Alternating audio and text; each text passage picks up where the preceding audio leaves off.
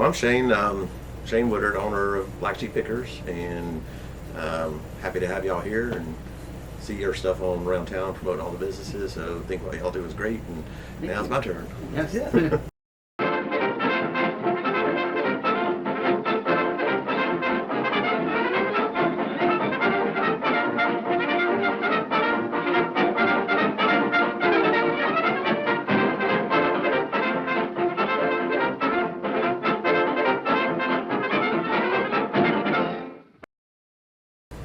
I grew up poor, so everything was always hand-me-downs or yard sales. So I was always around old stuff, great age furniture.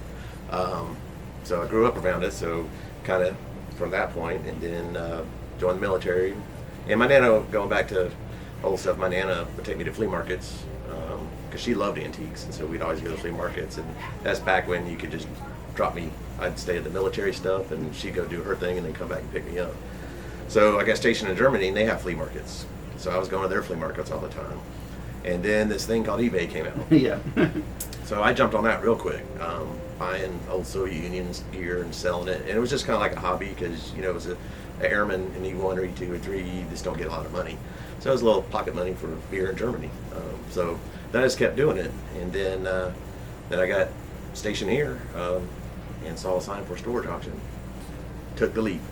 And it worked, and then I was in a little country store with some people in Nahana, and that grew into moving into the store that was down the road on Newcastle Street. And then in 2022 she retired, and I took the big leap of opening my own business, and that was scary. But over 2.5 years later, here we are. Yeah, and you got some really nice stuff in this store. I try. And what I try in my shop is I don't want to be the typical antique store. So it's a little bit different, kind of eclectic mix. It's not your fine antiques. It's not junk store. It's kind of in the middle of the road, something for everybody. So where do you source most of your inventory to So get to the store? I am really spoiled because you see American Pickers, they're on the road all over the country and everything. It's mostly Brunswick and St. Simons. And I'm so spoiled that if I have to go to Darien or Jessup or even Jekyll Island, I'm like, oh my God, that is so far. So that's how spoiled I am. And it's all word of mouth. I don't go to estate sales. I don't go to yard sales. People call me, and 9 times out of 10, somebody's passed, and they got all this stuff. What do I do with it? Or we're downsizing, or we're moving, or we just moved. But I'll go.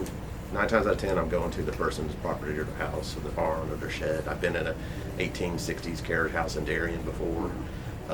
Barns, containers, all kind of, that digging through the dirt and climbing over stuff, and you're covered in spider webs and spiders.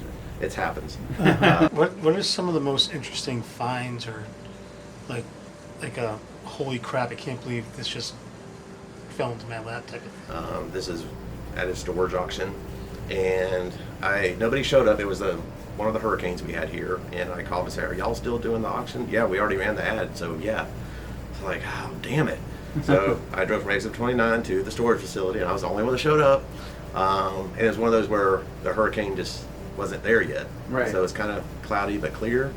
So I ended up getting all 5 units. Didn't need them, but I was going to get them. They all had something in them.